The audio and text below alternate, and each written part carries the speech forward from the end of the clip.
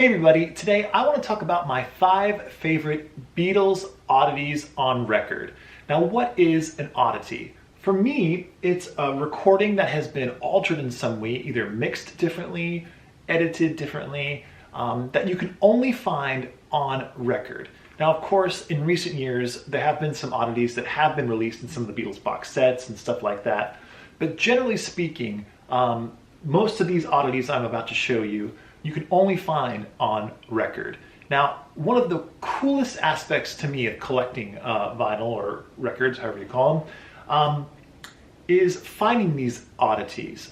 There were so many opportunities in the 50s and the 60s for unique versions of songs to come out, because of course you had the mono version and the stereo version. That was just the standard practice in the late 50s and all throughout the 1960s. And of course with the Beatles, as we know, all the albums from Please Please Me up until the White Album had a mono and a stereo version. And of course all their singles up until, I think the first stereo single was The Ballad of John and Yoko. I believe that's right. But I know there's also a mono mix of Get Back and Don't Let Me Down. So anyway, a lot of their material, you had a mono version and a stereo version. So that right there created a lot of room for different versions right there.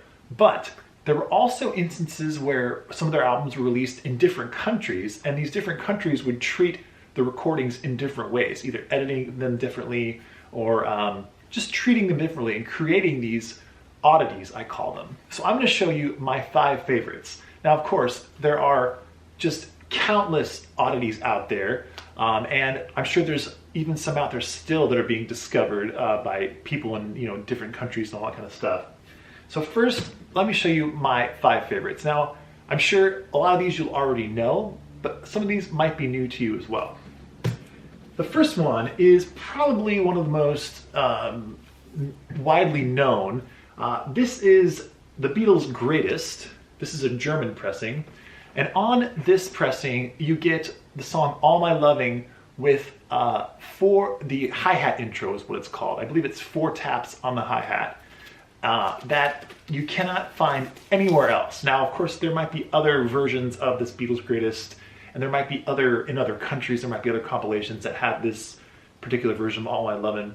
But famously the one that I know, it's on the Beatles' Greatest. And there's the back. And I'll show you. I have an original pressing. I believe this is from 1965. I could be wrong, but it's on. I'm going to get closer to try to get this in focus for you all, because my camera, there we go. It's on the red, white, and gold Odeon label. And yes, for All My Loving, you get 4 taps of the hi-hat from Ringo. And while this is not a huge thing, of course, it's very, very cool if you're a Beatle nerd like me to hear that intro on All My Lovin'. And I'm sure what happened when they received the master tape from EMI in London, I'm sure that tape had the intro on there, and they just left it on there instead of editing it out like all the other countries did, like the US and the UK.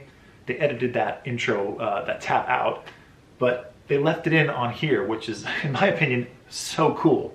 The other thing I should mention, if you watch Andrew's videos from Polygram, who has amazing videos, I've talked about him before on my channel, he recently talked about the new Beatles box set coming out, the 1964 US albums in mono. And he talked about the different versions that are going to be on that album.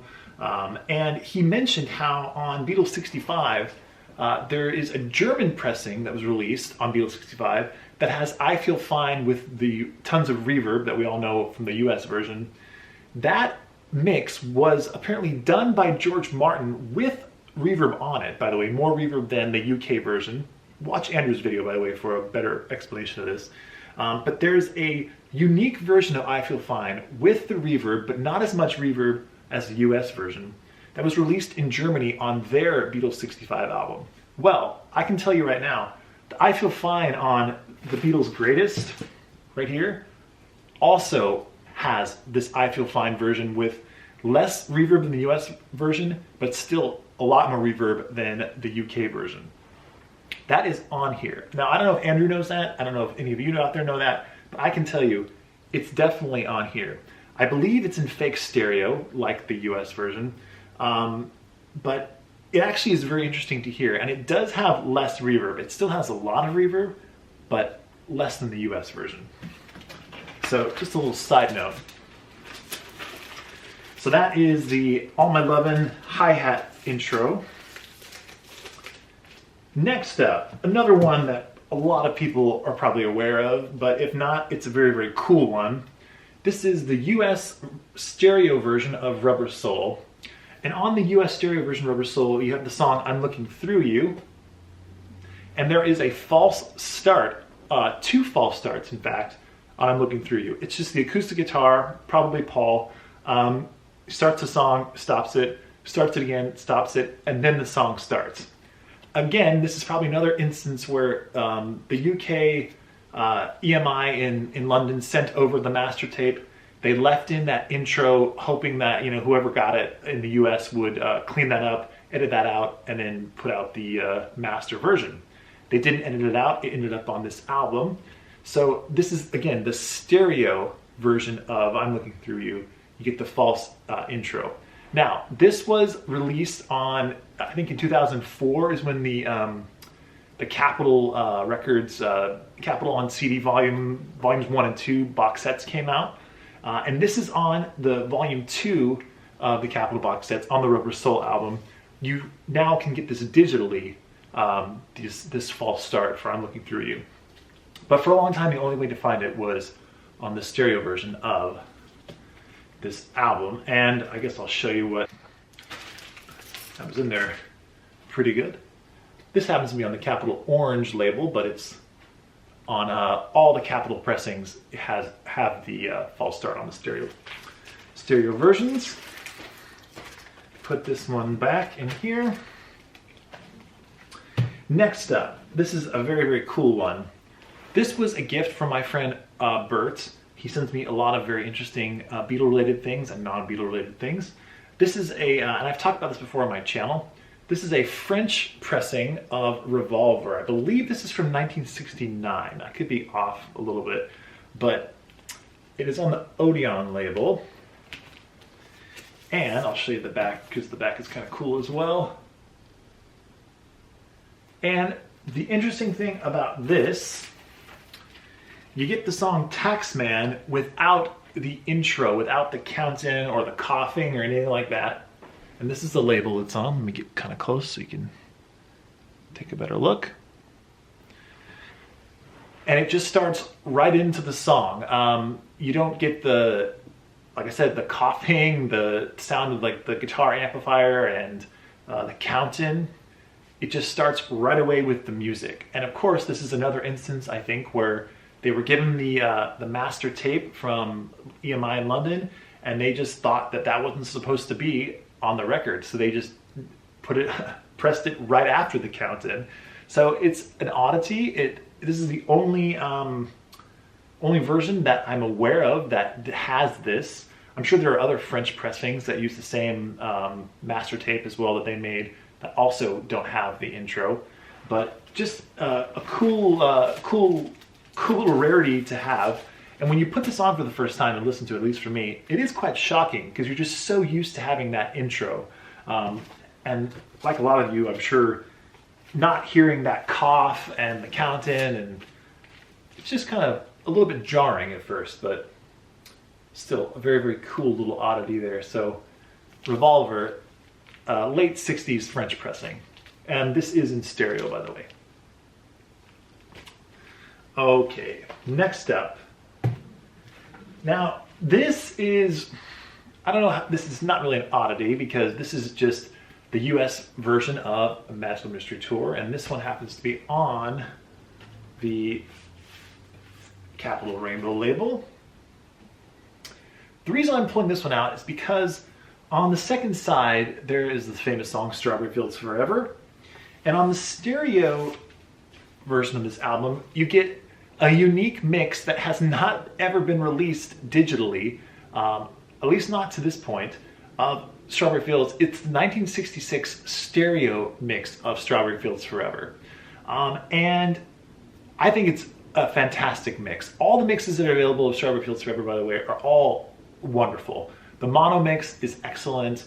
I love I believe it's the 1971 mix is the one that we're all used to hearing, the stereo mix. That's the one that they put on the CD version of Master Mystery Tour in the late 80s. It's the one that's on all the current remastered versions of the Beatles albums. That's the one we're all used to. But the 1966 stereo version can only be found, at least to my knowledge, on these Capitol stereo pressings of Magical Mystery Tour that were pressed, I believe, before, I'll say, the 1970s. So definitely seek this out if you've never heard this version of Strawberry Fields Forever. It's not drastically different, but it's definitely different. And I love it. And Strawberry Fields is just one of the best songs of all time. So hearing any mix available of that is essential if you're a Beatles freak. So Strawberry Fields, the 1966 stereo mix. And again, this is not like a totally out there oddity because it was an officially released mix, but it's just something I wanted to mention. And finally, this one's one of the coolest ones in my opinion. This is Abbey Road, of course. This is, and I have a little, this was another gift from my friend Bert, and on the original inner sleeve, which is the cool black inner sleeve here, he has written information on here. This is a 1970 Italian Abbey Road pressing, and it says all the Italian Abbey Road LP pressings prior to 1975 have this oddity on here. So what you get, I'll show you the label first. On side 1 of Abbey Road, the last song is, of course, I Want You, She's So Heavy. Famously, it just ends with, it just gets cut off just completely in the middle of the outro. It's just a sharp cut, and then that's the end of the side 1. On this, you get a fade out, so there's no abrupt cutoff. It slowly fades out before the cutoff, which, of course, if like me, if you're used to I Want You, She's So Heavy just cutting off abruptly, it's very, very anticlimactic, in my opinion, to hear it just kind of fade down quietly. But again, I'm sure that the Italian person that was mastering this, creating this pressing, when they got the master tape, they heard that abrupt cutoff, and they probably thought, well, that's not supposed to be there, it's supposed to fade out, and they faded it down themselves. Just a very, very weird thing to have on record, but again, a very cool thing to have as well. So I Want You, She's So Heavy with the fade out. Very, very interesting little oddity there. So these 5 pressings contain some of my favorite Beatles oddities. I'd love to know in the comments below if there are any oddities that you like a lot that I didn't mention, or if some of the ones I mentioned, if you have more information on some of these, because I'm always interested to know more about some of these oddities. And like I said, in the comments below, list some of your favorite record oddities for the Beatles, or other artists as well, in the comments below, because I love discovering new weird little bits of record magic out there. So let me know in the comments below if you have any other ones that you're aware of. So that's it for now. More videos to come. Hope you're all doing well, and take care, and bye for now.